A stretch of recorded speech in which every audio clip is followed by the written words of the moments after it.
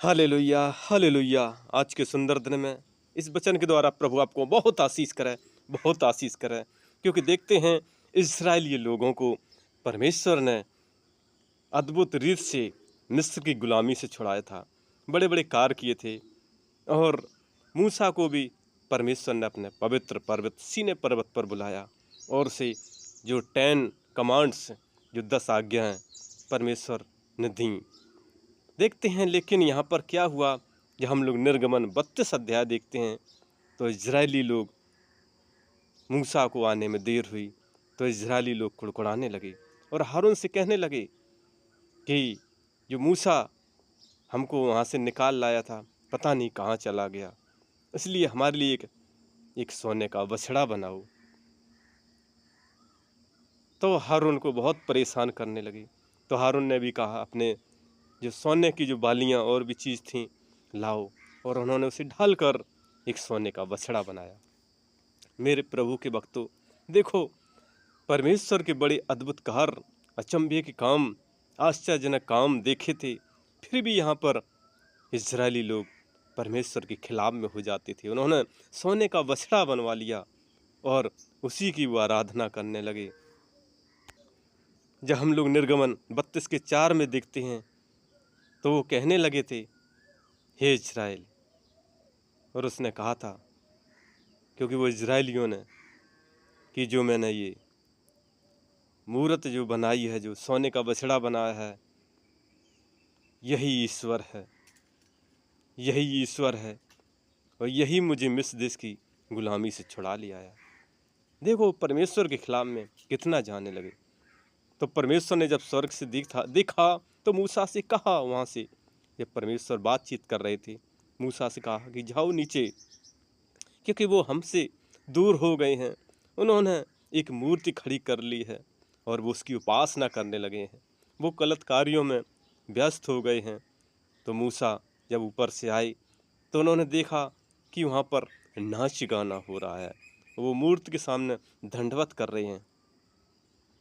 मेरे खुदा के लोगों, मूसा को इतना गुस्सा आया, उसने उन दोनों जो परमेश्वर ने जो 10 आज्ञा दी थीं, जो तख्तियाँ दी थीं, पत्थर की पटियाँ दी थीं, उन्होंने पटक दिया। और उन्होंने मूसा ने उनकी जो सोने का बछड़ा उन्होंने चूर चूर कर दिया, उसे आग में छिला के, और उन्होंने राख को समंदर में फेंक दिया, उनको पिलवा दिया। देखो कितना लोग वहाँ पर परमेश्वर खिलाफ में कार्य करते थे। और मूसा को जब गुस्सा आया, उसने थामा नहीं गया और पटियाँ भी उसकी टूट गईं और उसने उस बछड़े को भी उसने चूर चूर पीस डाला। परमेश्वर ने देखा कि मूसा इतना दुखी है, परमेश्वर ने कहा मैं इन इस्राएलियों को मार दूंगा, धराशायी कर दूंगा। उन्होंने किया भी बहुत काम, लेकिन अंत में मूसा ने कहा, प्रभु आपने तो वाचा बांधी है कि मैं उनको निकाल कर कनान देश ले जाऊंगा, प्रभु उनको क्षमा करो। क्योंकि मूसा अपने लोगों से प्रेम करता था और उसने क्षमा भी मांगी परमेश्वर से, फिर परमेश्वर ने क्षमा भी किया। और फिर दोबारा मूसा फिर सीने पर्वत परमेश्वर के पास पहुंचा, 2 तख्तियाँ लेकर पत्थर की। और परमेश्वर ने वहाँ पर, क्योंकि वो 40 दिन और 40 रात, जैसे हम लोग निर्गमन 34 का 28 देखते हैं, फिर वो 40 दिन और 40 रात निराहार रहा और परमेश्वर ने उनको 10 आज्ञा दी।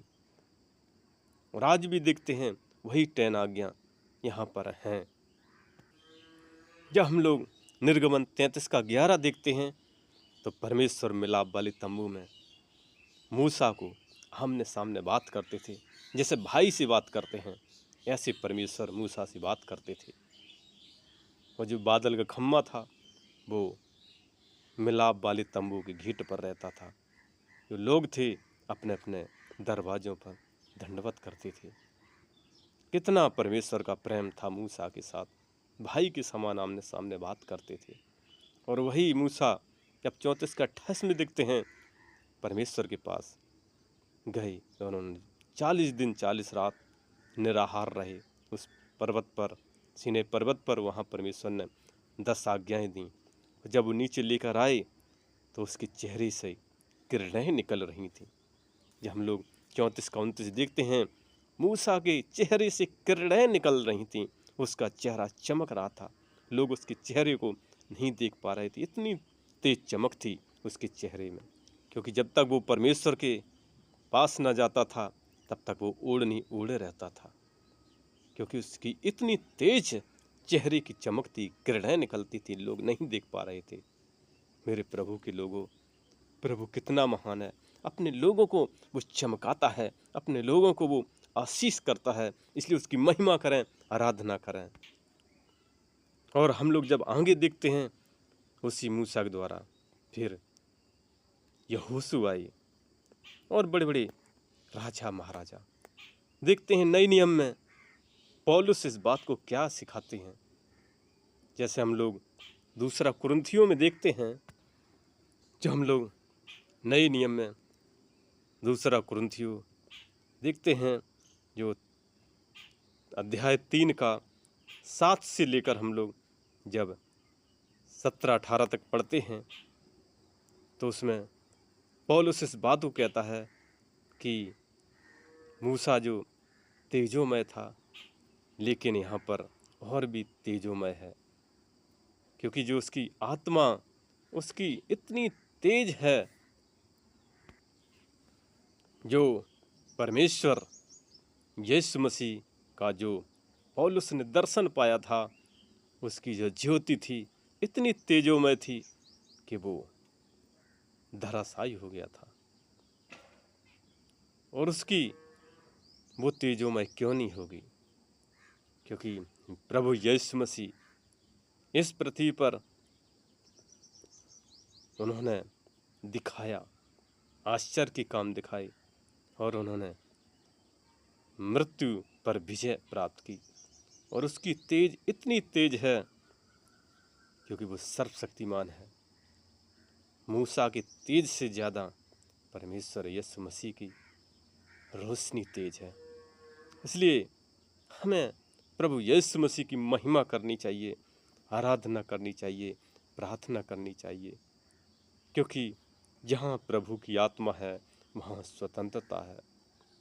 मेरे प्रभु के लोगों, देखते हैं वो स्वतंत्र करने वाला परमेश्वर है, वो आज़ादी देने वाला परमेश्वर है, वो सर्वशक्तिमान है, वो सारे भूमंडल का स्वामी है।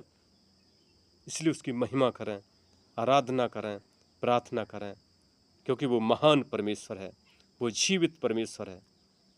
और वो कहता है, मेरे बच्चों मेरे पास आओ। मत्ती 11 के 28 में भी कहता है, हे बोझ से दबे थके लोगों मेरे पास आओ, मैं विश्राम दूंगा। कोई भी प्रॉब्लम क्यों ना हो, हर एक प्रॉब्लम को वो सॉल्व करता है। उसकी महिमा करें, क्योंकि मत्ती 11 का 28 भी कहता है कि जो बोझ से दबे थके लोगों मेरे पास आओ, मैं विश्राम दूंगा। क्योंकि परमेश्वर हर एक प्रॉब्लम को सॉल्व करता है। कोई भी समस्या क्यों ना हो, हर एक चीज़ का वो निवारण करता है, क्योंकि उसने पृथ्वी पर निवारण किया और आज वो स्वर्ग के सिंहासन पर विराजमान है। इसलिए उसकी महिमा करें, आराधना करें, प्रार्थना करें, स्तुति करें, धन्यवाद करें, क्योंकि वो महिमा के योग है, वो प्रशंसा के योग है, वो बड़ाई के योग है। क्योंकि वो एक दिन आएगा और इस पृथ्वी पर हर एक का वो न्याय करेगा। इसलिए उसके सच्चाइयों पे चलें, उसकी पवित्रता में चलें, नम्रता में चलें, दीनता में चलें, क्योंकि वो हम सबको इसीलिए बनाया कि उसकी महिमा करें। क्योंकि इस पृथ्वी पर तो जिंदगी थोड़े दिन की है, लेकिन वहाँ जो स्वर्ग में अनंत जीवन है, अनंत जीवन है। इसलिए उसकी महिमा करें, प्रशंसा करें, बड़ाई करें, तारीफ करें, क्योंकि वो सर्वशक्तिमान है, वो सारी संसार का स्वामी है, वो मालिक है। उसकी महिमा करें, उसका जय जयकार करें। जैसे हम लोग मूसा के द्वारा भी देखा, उसने 40 दिन 40 रात उसने निराहार रहा। इसलिए उपवास भी रखें, क्योंकि वो देखता है और वो सुनता है और वो उसके द्वारा आशीष करता है। इसलिए उसकी महिमा करें। और इस वचन के द्वारा प्रभु आपको बहुत आशीष करें, बहुत आशीष करें। और हमारा अगला वीडियो देखने के लिए हमारे इस नए चैनल को आप लाइक और सब्सक्राइब ज़रूर करें, ज़रूर करें, ज़रूर करें। धन्यवाद, धन्यवाद, धन्यवाद। आमीन आमीन।